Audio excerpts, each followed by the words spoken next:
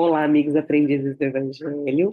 Hoje o nosso comentário do Pão Nosso é do capítulo 85 e o adúltero, referente a uma conhecida passagem, né, que está em João, capítulo 8, versículo 4, em que diz: E, pondo-a no meio, disseram-lhe: Mestre, esta mulher foi apanhada no próprio ato, adulterando.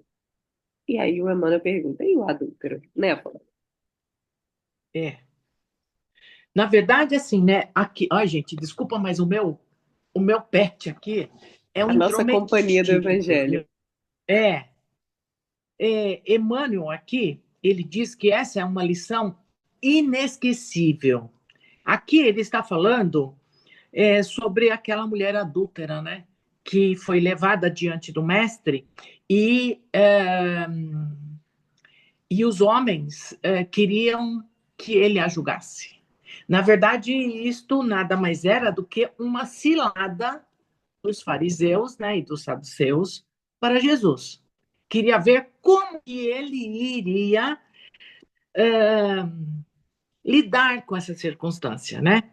E aí, então, Emmanuel pega esse versículo, né, justamente para trazer a questão da mulher naquele período.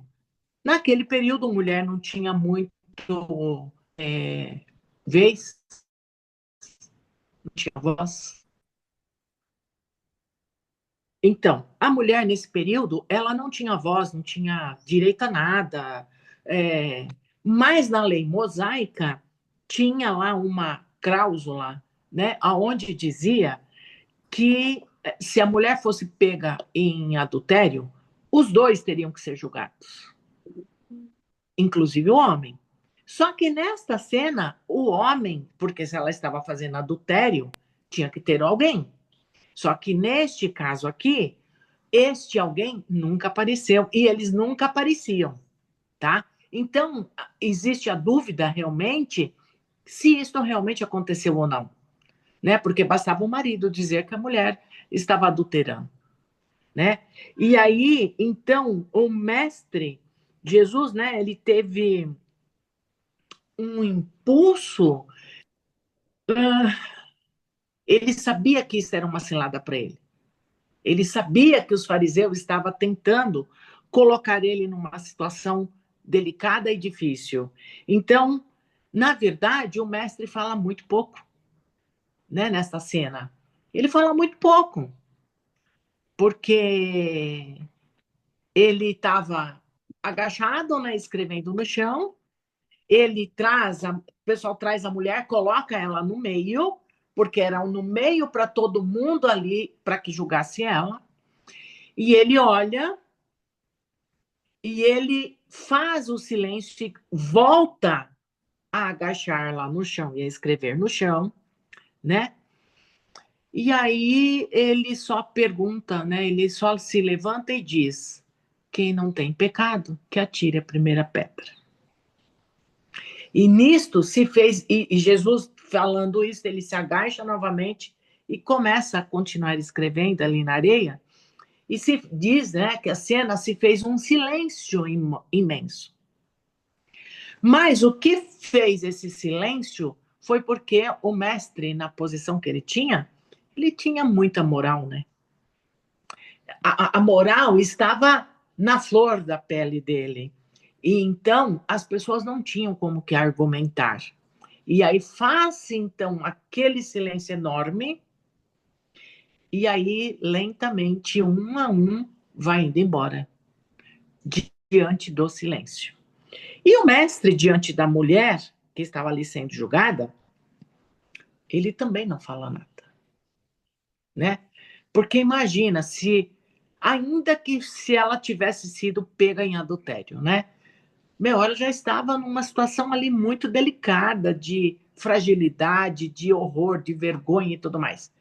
Poxa, o mestre iria ainda dar lição de moral? Não ia adiantar nada, né? Então ele, imenso amor que ele tem, ele simplesmente ele fala: vás e não peques mais.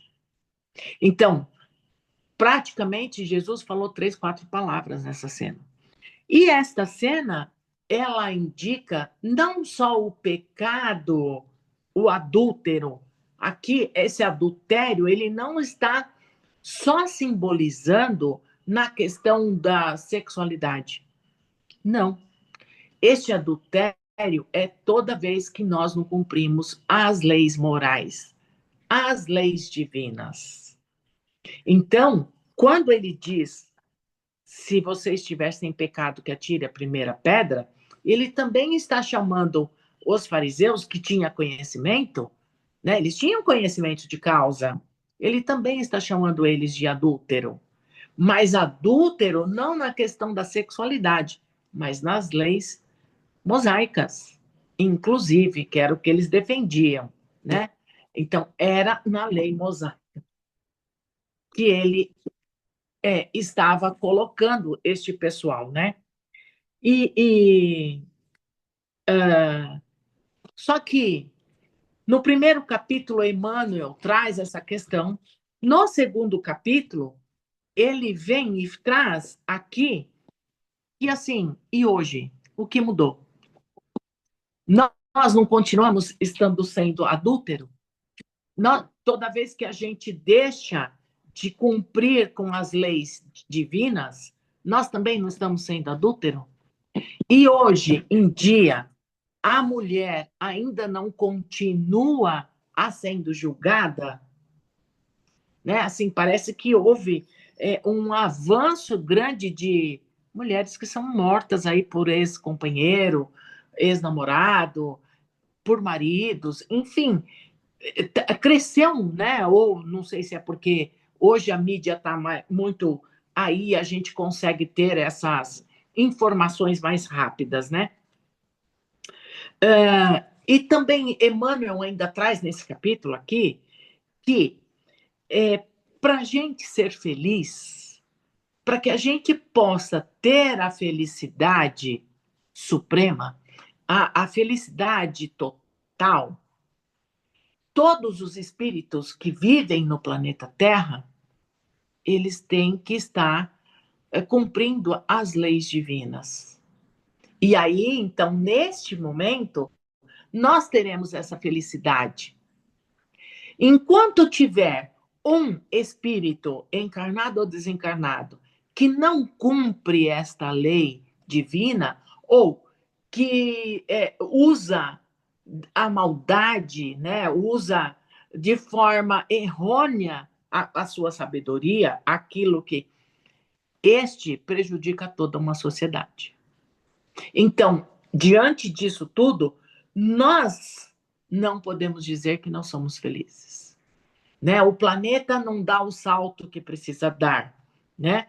E aí ele está falando, está trazendo aí essas chagas. Então, os homens que apresentam essas mulheres para ser julgada, eles também têm as chagas deles. E que não cuidou, e que não tratou. E nós temos muito essa questão de apontar o erro do outro, mas a gente não olha para nós mesmos. A gente não olha para os nossas chagas, né? E essas nossas chagas, elas se transformam em chagas coletivas, né? Mas também Emmanuel traz aqui a luz do mestre. O quanto o mestre agiu de uma forma tão sábia, né? Neste momento, que ele não entrou em conflito, ele não colocou a mulher numa situação difícil, trouxe os homens para a reflexão, e aí eles mesmos saem de fininho, né? E dizem, então eu não tenho o direito de julgar. Então, assim, é claro que nós estamos muito longe disso, né? Mas se a gente curar as nossas chagas, né? Se a gente curar as chagas internas de cada um, gente, só isso vai ser uma atitude muito grandiosa, né? Quando Jesus, diante da cena, que ele fala, quem não tem pecado, atira a primeira pedra, ele tira a mulher do foco e chama o foco para si mesmo, né? E aí, esta mulher se sente mais aliviada, com certeza.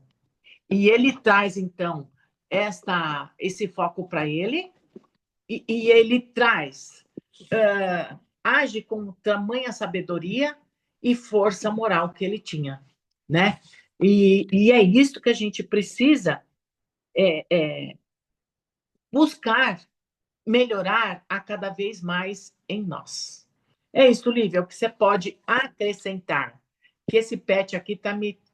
Ah, a nossa companhia do Evangelho, fofinho.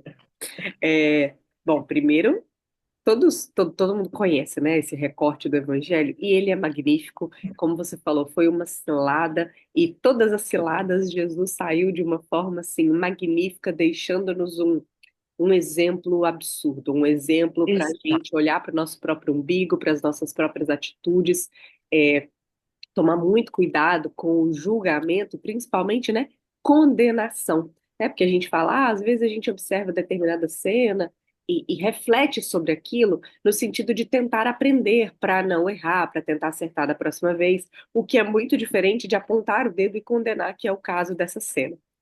Aí a primeira parte eu queria falar sobre o adultério nesse aspecto, só para comentar um pouquinho da importância da nossa responsabilidade afetiva. Porque aí o Emmanuel deixa muito claro, né? O erro não foi unilateral. Devido principalmente aos costumes arraigados da época, só a mulher foi levada para condenação, mas você bem lembrou, né? Até hoje existe toda essa cultura arraigada de muitas vezes olhar para um lado onde um erro desse de responsabilidade afetiva é cometido. E recai sobre os olhos da multidão. E olha que agora a multidão tem a multidão da internet, tem a multidão da televisão. É, aí são dois aspectos. Primeiro, o cuidado que se deve ter, até quando se ouve uma notícia, a gente fica muito refém da forma como as coisas são apresentadas na televisão, enviesadas, né? A forma como as reportagens são mostradas. A gente tem que amadurecer muito para passar pelo crivo da razão, para passar pelo sentimento e entender que a forma como a mídia mostra também pode estar cometendo um erro e uma injustiça. Então, é que a gente não caia nessa cilada. E aí, infelizmente também a gente tem muito o mau hábito de ficar cuidando da vida dos outros por meio da internet e ficar acompanhando esses pequenos casos, né? E, assim, eu nem fico sabendo, mas às vezes eu escuto, até por análise, meu marido fica sabendo de algumas coisas e comenta, ah, não, porque o fulano tinha uma mulher, aí traiu com cicrano, aí não sei o quê. E ele comenta só porque ele fica sabendo, assim, por ler notícias em geral. Mas é uma mobilização do mundo para olhar para os relacionamentos alheios e se preocupar com os relacionamentos alheios e julgar os relacionamentos alheios e julgar fulano e julgar cicrano.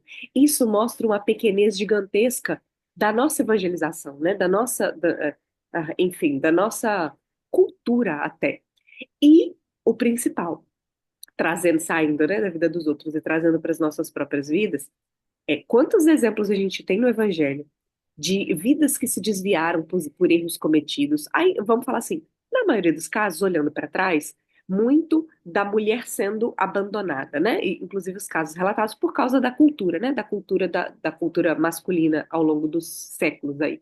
É, e muitos casos em que a irresponsabilidade faz de um faz com que outra vida se desvie, e isso gera débitos em vidas posteriores.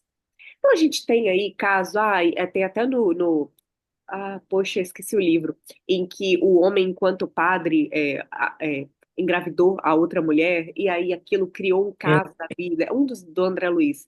Nossa, é, esqueci, não é esqueci o o nome o também. Obreiros? Esqueci. Esqueci qual é acho que é o Obreiros da Vida Eterna, se eu não me engano, que é um relato que eu gosto muito, assim, da cegueira do padre. Mas, se a gente pensar na história, em tantos relatos, desvios causados pela nossa responsabilidade ao conduzir um afeto. E aí eu lembro do livro Pequeno Príncipe que Saint-Exupéry escreveu.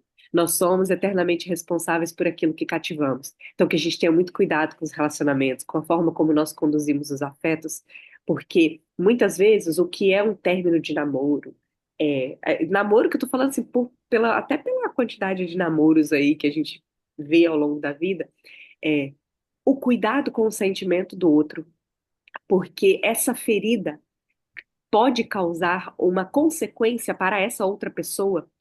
E a forma como ela acaba descambando na vida é nossa responsabilidade, porque a gente abriu aquela brecha. E isso vira débito para nossas vidas posteriores. A gente pode ter esse olhar, inclusive, quando a gente lê os romances espíritas, porque são muitos. Então, que a gente tome cuidado com a forma como nós conduzimos. E aí, abrir, porque adultério não é só relacionamento, como você falou. Como está a nossa forma de condução geral das nossas atividades, em que muitas vezes, por nós lavarmos as mãos, deixamos Sim, o erro recair sobre uma pessoa, sendo que nós temos responsabilidade. E aí eu estou falando também de chefes que conduzem seus subordinados, né? De falar assim, de a dona de casa, se eu tenho uma ajudante, a forma como eu conduzo. Isso tudo faz parte que a gente olhe com caridade para todas as nossas vivências em sociedade e saibamos que o erro não é de uma pessoa só, o erro é da coletividade. Nós temos, como cristãos, se bem vivenciando o evangelho, nós temos o dever de levantar os caídos. Até o André Luiz fala, né? Levante os caídos. Você não sabe então onde seus pés tropeçarão. Enfim, é isso, uma mensagem profundíssima, convido todos a ler e principalmente, né, a expandir, a sair do contexto só do adultério de casal, e pensar em toda a adulteração da lei divina que nós vivenciamos no dia a dia e que a gente tire, ó, pare de olhar para o nosso umbigo e pensar que o erro é sempre do outro, inclusive no é, nosso convívio em família, né? Isso é um problema. E, exatamente. E isso não deixa de ser um adultério, né? com certeza. Entendeu? Então, às vezes, a gente cada negligência e coisas pequenas. São coisas pequenas, Que se que às tornam vezes é grandes, preguiça, que às vezes né? se tornam grandes e perigosas no relacionamento. E, com certeza, as consequências são graves, né? E aí, às vezes, o casamento, a relação, o relacionamento acaba não dando certo em função disto, né? Talvez, talvez. Não estou aqui julgando nada, mas assim, por isso o diálogo é extremamente importante. E a honestidade tem que estar acima de qualquer coisa, Perfeito. né? É Vamos isto. então ao nosso Vamos. encerramento hoje comigo.